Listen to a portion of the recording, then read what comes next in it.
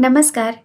प्रस्तुत है शरद चंद्र चट्टोपाध्याय के द्वारा लिखी हुई कहानी लेन देन का 8वां भाग। सवेरे उठकर हेम अपने रात्रि के प्रति किए गए बर्ताव को याद करके बहुत शर्माई। निर्दोष और चरित्रवान स्वामी के ऊपर इस प्रकार के अकारण आक्षेप के झंझट को उसने उस आंधी पानी और दुर्योग की रात में उनके रास्ते से अनजान और भटकने की चिंता के सिर मढ़कर मन ही मन हंसना चाहा, परंतु जो दिल खोलकर हंसने की उसकी आदत थी उसके पास तक आज उसकी पहुंच किसी तरह नहीं हुई। किरकिरी निकल जाने पर भी मानो अबोध आंखों की शंका नहीं गई। शिरोमणि ने स्वयं आकर मुहूर्त बतला दिया। 10:30 किसी भी तरह बीतने न पाए। माँ भंडार में यात्रा की तैयारी और रसोई में खाने के इंतजाम की उलझन में है। उन्हें तनिक भी फुर्सत नहीं है। इतने में बाहर से आवाज आई, राय बाबू बेटी को बुला रहे हैं। हेम ने बाहर आकर देखा मानो कोई उत्सव हो रहा है। पिताजी बीच में फर्श पर चांदी मढ़ा हुआ हुक्का पी रहे हैं। शिरोमणि है, जमींदार का गुमाश्ता एक कौड़ी नंदी है, तारादास हैं, गांव के और भी कई मुखिया हैं। उसके पति भी एक और चुप्पी साधे बैठे हुए हैं। आनंद और उत्साह की उमंग में राय लोग एक ही साथ हेम को संवाद सुनाने लगे, परंतु पहले उसकी कुछ भी समझ में नहीं आया। शिरोमणि के मुंह में एक भी दांत नहीं है, पर आवाज खासी है। उस आवाज की प्रबल शक्ति ने क्षण भर में सबको रोककर जो प्रकट किया वो इस प्रकार है। कल भयानक दुर्योग की रात में बड़ी सफलता प्राप्त हुई है। शत्रुपुरी पर सहज ही कब्जा हो गया है। भैरवी घर में नहीं थी। जासूस से खबर पाकर तारादास ने उस जगह जाकर उस मौके पर सब पर दखल कर लिया है। झगड़ा करना तो दूर रहा, डर के मारे षोडशी ने एक बात तक नहीं कही। मामूली सा सामान लेकर वो उस रात को ही घर से निकल गई। चारदीवारी के बाहर मंदिर से सटे हुए जिस खपरेल में यात्री लोग दूर से आकर रसोई बनाते हैं, उसी में उसने आश्रय लिया है। इसे चंडी माता की कृपा ही समझो। इस कृपा का परिणाम यदि और थोड़ा सा बढ़ जाए तो उसे गांव से निकाल देने में विलंब नहीं होगा।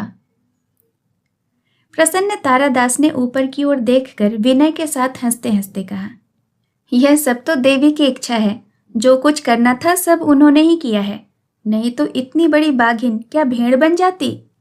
मैं तमाकू भरकर फूंक ही रहा था और लड़की पास बैठे चाय बना रही थी। इतने में न जाने कहाँ से भीगती भीगती षोडशी आई। हम लोगों को देखकर वो डर के मारे काट हो गई। थोड़ी देर बाद बोली, बाबूजी मैंने तो कभी कहा ही नहीं था कि तुम चले जाओ और यहाँ मत रहो। खुद ही क्रोध के मारे चले गए और न जाने कितना कष्ट सहा। तो मैंने हूँ कहा। दरवाजे के सामने आकर उसने फिर पूछा, इस घर में ताला तुमने लगा दिया है बाबूजी? मैंने कहा, हाँ लगा लिया है, जो करना हो सो कर ले। तनिक चुप रहकर उसने क्या कहा पता है? तुम्हारे साथ मैं कुछ झगड़ा नहीं करूंगी बाबूजी, तुम ही लोग रहो। घर को जरा खोल दो, मैं अपनी 2 धोतियां ले लूं। मैंने ताला खोल दिया। माता चंडी की कृपा से उसने फिर कोई झगड़ा नहीं किया। पहनने की 2 धोतियां, एक कंबल और एक लोटा लेकर उसी अंधेरे में भीगती भीगती चली गई। देवी को प्रणाम करके मैंने कहा, माँ लड़के पर ऐसी ही दया बनाए रखना। शिरोमणि हाथ हिला हिला कर कहने लगे, बनेगी बनेगी, मैं कहता हूँ तारादास, तुम्हारे ऊपर माँ की कृपा बनी ही रहेगी, नहीं तो उनका जगदम्बा नाम ही व्यर्थ है। एक कौड़ी ने कहा, परंतु पंडित जी आप कुछ भी कहें, माँ की गद्दी खाली नहीं रह सकती। अब उस नई लड़की को भैरवी बनाने में देर करने से नहीं चलेगा। राय महाशय जला हुआ हुक्का पास के आदमी के हाथ में थमाकर बड़ी गंभीरता से बोले, हाँ हाँ सब हो जाएगा, मैं सब प्रबंध कर लूंगा, तुम लोग घबराओ मत। फिर दामाद की ओर देखकर कहा, लौंडे से एक सत्र लिखा लेना चाहिए ना? वो भी हो जाएगा, बुलाकर डांट डपट कर वह भी कर लूंगा। परंतु तुमसे यह भी कह देता हूँ तारादास, कदम तल्ले की उस जमीन के लिए फिर झगड़ा न करना। गले की आड़त को अब सबके सामने न हटा लाऊं तो सब ओर से नजर नहीं रख सकता। षोडशी की तरह मेले के नाम से झगड़ा करने से नहीं चलेगा। बात पूरी भी नहीं हो पाई थी कि बहुत से लोग तारादास की ओर से राजी हो गए और वह स्वयं भी दांतों तले जीभ दबाकर गदगद कंठ से बोला, यह बात कहने की जरूरत नहीं है राय साहब, सभी आपका ही है। हाथी के साथ मच्छर का झगड़ा क्यों? क्यों बेटी? यह कहकर उसने कोई भली बात या जरा सिर हिलाना या ऐसा ही कुछ सुनने की आशा से हेम के मुंह की ओर ताका। उसी के साथ बहुतों की दृष्टि उसके ऊपर जा पड़ी। हेम ने कुछ नहीं कहा, परंतु उसके चेहरे से षोडशी का पहले दिन का विचार दृश्य सबके सामने प्रकट हो पड़ा। इससे क्षण भर के लिए घर के अंदर निरुत्साह के मेघ ने आकर छाया फैला दी, परंतु क्षण भर के लिए ही। राय महाशय सीधा होकर बोले, बेटा निर्मल, यात्रा का मुहूर्त शिरोमणि जी ने 10 बजे के अंदर ही देख लिया है। स्त्रियों का झंझट है, जल्दी तैयारी न की जाएगी तो ठीक समय पर निकलना मुश्किल हो जाएगा। सिर हिलाकर निर्मल उठ खड़े हुए। कोई और बातचीत करने के पूर्व ही हेम चुपचाप वहां से निकल गई। मुंह हाथ धोने से नहाना तक समाप्त करने में बसु साहब को अधिक समय नहीं लगा। भीतर घुसते ही सास का उच्च कंठ रसोई से सुनाई दिया, वे लड़की के पीछे पड़ी हैं, न मालूम वह घर के भीतर से निकलती क्यों नहीं है। निर्मल ने भीतर घुसकर देखा कि हेम फर्श पर चुपचाप बैठी हुई है। उन्होंने आश्चर्य से पूछा, क्या बात है हेम, तुम्हारी माँ बहुत घबरा रही है, फिर समय भी तो अधिक नहीं है। हेम ने कहा, बहुत समय है, आज हम लोग नहीं जा सकते। क्यों? हेम ने कहा, क्यों क्या? षोडशी इतनी बड़ी विपत्ति में है, उससे बिना मिले ही मैं चली जाऊं। निर्मल ने कहा, अच्छी बात है, उनसे मिल क्यों नहीं आती? उसके लिए तो अभी काफी समय है। हेम ने कहा, और तुम भी एक बार बिना मिले कैसे चले जाओगे? यह पिछली रात्रि की प्रतिक्रिया है, मन में ऐसा समझकर निर्मल ने कहा, कोशिश करूं तो यह काम भी हो जाएगा, यह कुछ कठिन काम नहीं है, परंतु मालूम नहीं होता कि मेरे एक बार मिल लेने से उनका उपकार हो जाएगा। हेम ने जोर से सिर हिलाकर कहा, नहीं, ऐसा नहीं हो सकता। क्यों नहीं हो सकता? उसके सिवाय मेरा वही सैदबाद वाला चमड़े का मुकदमा भी तो मुझे देखना है। रहने दो अपने चमड़े का मुकदमा, एक तार दे दो, आज तुम नहीं जा सकते बस। अच्छी बात है, चलो दोनों ही जाकर मिलाएंगे, अभी तो काफी समय है। हेम ने मुंह उठाकर हंसते हुए कहा, नहीं, ऐसा तुम्हारे यहाँ ही हो सकता है, यहाँ नहीं। इतने आदमियों के सामने तुम्हारे साथ जाने से बाबूजी क्या समझेंगे? रात को हम लोग छिप कर जाएंगे। निर्मल का वास्तव में बहुत ही जरूरी मुकदमा था और किसी बहाने से इस तरह जाना रोका जा सकता है यह उन्होंने सोचा ही नहीं। खासकर ससुर के साथ इससे विच्छेद हो जाने की भी आशंका है। यह सोचकर उन्होंने कहा, नहीं हो सकता हेम, आज ही जाना होगा। संभव है कि हमारे बीच में पड़ने से उनकी विपत्ति और भी बढ़ जाए। मेरा कहना मानो, चलो। इस तरह अपने आप मध्यस्थ बनने से कल्याण की अपेक्षा अकल्याण ही अधिक होता है। पति के मुंह की ओर दृष्टि करके हेम कुछ देर चुपचाप बैठी रही, फिर बोली, तुम तो मुझे पहचानते हो, आज मैं किसी भी हालत में नहीं जा सकती। अगर कल के अपराध के लिए मुझे सजा देना चाहो तो छोड़कर चले जाओ, मैं नहीं रोकूंगी। निर्मल अब और कुछ न कहकर बाहर चले गए। तबीयत अच्छी नहीं है, आज जाना नहीं होगा।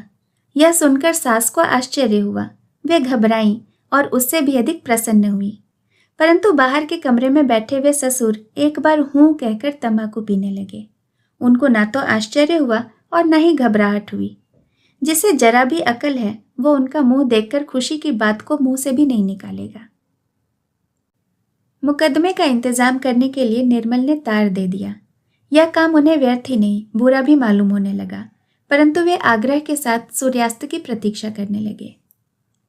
रात के अंधेरे में भी पिता की आंखों को धोखा देना असंभव जानकर हेम पति और अपने नौकर के साथ जब षोडशी की झोपड़ी के सामने पहुंची तब शाम होने में विलंब था। षोडशी एक कंबल पर बैठी एकाग्रचित होकर कोई पुस्तक पढ़ रही थी। सामने जूते की आहट पाकर उसने आंख उठाकर देखा और खड़े होकर कहा, अरे आओ बहन आओ। उसने लपेटे हुए कंबल को बिछा दिया। आसन पर बैठकर पति पत्नी दोनों ही कुछ देर तक चुपचाप देखते रहे। अंत में हेम ने कहा, बहन के इस नए घर में और चाहे जो भी दोष हो, किंतु इसमें अपव्यय का अपवाद शिरोमणि जी या मेरे पिताजी तक नहीं दे सकते। इस अद्भुत वस्तु को देखने का लोभ देकर ही आज मैंने इन्हें रोका है, नहीं तो मुझे साथ लेकर अब तक ये दोपहर की गाड़ी से चले गए होते। फिर उसने पति से कहा, क्यों, यह बिना देखे चले जाते तो पीछे पश्चाताप न करना पड़ता? निर्मल ने कहा, देखने पर भी पश्चाताप कुछ कम करना होगा ऐसा भी नहीं मालूम होता। पति के मुंह की ओर देखकर हेम बोली, वो ठीक है, शायद आंखों से न देखना ही अच्छा था। अब षोडशी के शांत मलिन मुख पर अपनी स्निग्ध कोमल दृष्टि जमा कर वो बोली, हमने सब सुना है, परंतु ऐसा पागलपन करने की क्या जरूरत थी? इस घर में तुम रह नहीं सकोगी बहन। आवेग और करुणा से उसका गला अंतिम शब्द कहते समय कांप गया, परंतु षोडशी के गले से इसकी प्रतिध्वनि नहीं निकली। उसने सहज भाव से कहा, अभ्यास हो जाएगा, इससे भी बुरी हालत में कितने ही आदमियों को रहना पड़ता है। इसके सिवाय पिताजी को बहुत कष्ट हो रहा था। हेम ने पूछा, तो क्या तुमने सब कुछ छोड़ दिया? इसका उत्तर दिया उसके पति ने। उन्होंने कहा, इसके सिवाय और उपाय ही क्या था? सारे गांव से एक अबला स्त्री कहां तक लड़ सकती है? षोडशी ने कहा, यही अच्छा है। अगर अपनी इच्छा से कहीं रहने का आपने निश्चय कर लिया हो और विश्वास हो कि इस झोपड़ी में रहने का अभ्यास हो जाएगा, तब तो संसार में कुछ भी त्याग करना आपके लिए कठिन नहीं होगा। षोडशी चुप बैठी रही। उसके चेहरे से भी उसके मन की बात समझ में नहीं आई। हेम बोली, तुम सन्यासिन, धन संपत्ति छोड़ना तुम्हारे लिए कठिन काम नहीं है। मैं मानती हूं कि इस झोपड़ी में भी तुम रह सकोगी, परंतु इसके साथ जो झूठी बदनामी लग रही है, क्या उसे भी सह लोगी बहन? षोडशी मुस्कुराती हुई दम भर चुप रही, फिर बोली, बदनामी झूठी ही हो तो सह क्यों नहीं सकूंगी? हेम, संसार में झूठी बातों की कमी नहीं है, परंतु उसका प्रतिवाद करने में जो झूठे कार्य किए जाते हैं, उन्हीं का बोझ सहना कठिन है। हेम ने कहा, परंतु एक कौड़ी नंदी जिस बात और काम का झूठा ढिंडोरा पीट रहा है, वो तो स्त्रियों के लिए असहाय है। षोडशी तनिक भी उत्तेजित नहीं हुई। उसने कहा, मैंने जहां तक सुना है, एक कौड़ी ने झूठ तो कुछ अधिक नहीं कहा है। जमींदार बाबू एकाएक बहुत बीमार हो गए थे, घर में और कोई नहीं था, मैंने उनकी सेवा की थी, यह बात झूठ तो नहीं है। हेम उद्दीप्त हो उठी। दूसरों की धीरता की तुलना में उसका कंठस्वर बहुत ही तीखा मालूम हुआ। उसने कहा, सब काम तो सब लोग नहीं कर सकते ना बहन, फिर रोगी की सेवा करने का भी कोई तरीका है। षोडशी उसी तरह मृदु स्वर में बोली, क्यों नहीं, परंतु स्थान और काल को न समझकर बाहर से ही यह तरीका नहीं बताया जा सकता। हेम, आपकी क्या राय है? यह कहकर वह निर्मल की ओर देखकर जरा हंसी। निर्मल ने इस इशारे को अच्छी तरह समझकर कहा, कम से कम मैं तो इनकार नहीं कर सकता। इसके सिवाय सबके काम करने का तरीका भी एक सा नहीं है, यही जैसे इस सन्यासिन का। पति की इस बात को हेम ने दूर तक सोचकर नहीं देखा। कहा, भले ही सन्यासिन हो, परंतु क्या उनका कोई धर्म नहीं है? क्या वे स्त्री नहीं है? आपको वो ले तो गया घर से पकड़वा कर, और आपने जाना स्वीकार नहीं किया। इस मिथ्या की क्या आवश्यकता थी? उसकी बीमारी तो उसकी करतूत से है, तो भी ऐसे घोर पापी को बचाने का आपका क्या प्रयोजन था? और इस पर अगर लोग संदेह करें तो इसमें उनका क्या दोष है? स्त्री की बात सुनकर निर्मल को क्षुब्ध और लज्जित होना पड़ा। उनको मालूम था कि आरोप लगाने के लिए हेम घर से नहीं आई थी। किसी के घर जाकर अपमानित करने का क्षुद्र और हीन स्वभाव उसका था भी नहीं, बल्कि कृतज्ञता जताकर वह उन्हें अच्छी तरह भरोसा देने के लिए ही आई थी। परंतु बात ही बात में उसके मुंह से यह कैसी बात निकल गई। वह आत्मविस्मित होकर और भी कुछ न कह बैठे। इस डर से घबराकर वे कुछ कहना चाहते थे, परंतु आवश्यकता नहीं हुई। षोडशी हंसकर बोली, तुम्हारे पति ने कहा है कि सन्यासिनी का धर्म असन्यासिनी से नहीं मिल सकता। यही जैसे इस झोपड़ी के अंदर धूल और कूड़े के ऊपर तुम निराश्रय अकेली न रह सकोगी। वह फिर हंसकर बोली, वास्तव में मुझे घर से कोई घसीट कर नहीं ले गया था, मैं क्रोध के मारे स्वयं ही निकल पड़ी थी। निर्मल ने कहा, परंतु आपको भी क्रोध आता है, ऐसा तो नहीं मालूम होता। षोडशी ने हंसी दबाकर कहा, आता क्यों नहीं है? षोडशी हेम से बोली, उस पर तर्क नहीं करती। मैंने सचमुच झूठ ही कह दिया था, परंतु क्या घोर पापी को भी बचाने का किसी को अधिकार नहीं है? तुम्हारे पति वकील हैं, किसी समय उनसे पूछ लेना। निर्मल ने कहा, किसी समय साधारण बुद्धि से कुछ जवाब भी दे सकता हूं, पर वकीलों की बुद्धि से तो कुछ भी नहीं सूझता। षोडशी ने कहा, सिवाय इसके ऐसा भी तो हो सकता है कि वे होश में बहुत से काम करते ही नहीं। हेम ने बात काट कर कहा, इसलिए क्या अपने बाप के विरुद्ध भी हो जाना पड़ेगा? यह भी क्या सन्यासिनी का धर्म है? षोडशी ने क्रोध नहीं किया, मुस्कुरा कर कहा, सन्यासिनी का धर्म हो या न हो, परंतु संसार में स्त्रियों को कम से कम ऐसी बातें हो सकती है जो बाप से भी बढ़कर है। अगर ऐसा न होता तो क्या तुम्हारे चरणों की रज इस टूटी झोपड़ी में पड़ती? हेम ने घबराकर सिर झुकाकर उन्हीं के चरण रज माथे से लगा ली और कहा, बात मुंह से न निकाले बहन। मेरे ससुर को किसी राजा ने एक तलवार खिलत में दी थी।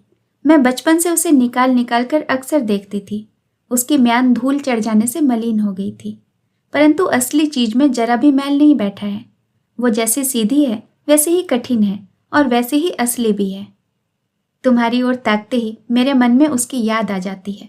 मालूम होता है कि देश भर के लोग गलती कर रहे हैं, कोई कुछ नहीं जानता। तुम चाहो तो पल भर में उस म्यान को निकाल कर अलग फेंक सकती हो। फेंक क्यों नहीं देती बहन? उसके दाहिने हाथ को अपने हाथ में लेकर कुछ देर तक षोडशी चुपचाप बैठी रही, फिर बोली, आज तुम लोग जाने वाले थे ना, क्यों नहीं गए? शायद कल जाओगे?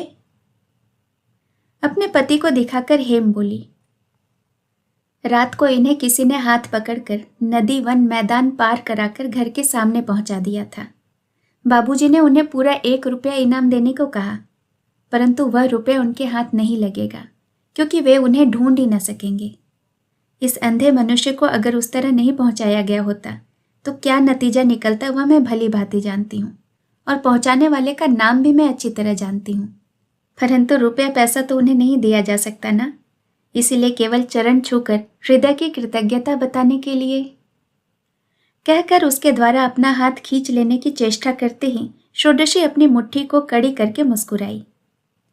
बाएं हाथ से अपनी आंखें पोंछकर हंसती हुई हेम बोली, चरण रज नहीं देना बहन, जरा मुट्ठी तो ढीली कर दो, मेरा हाथ टूटा जा रहा है।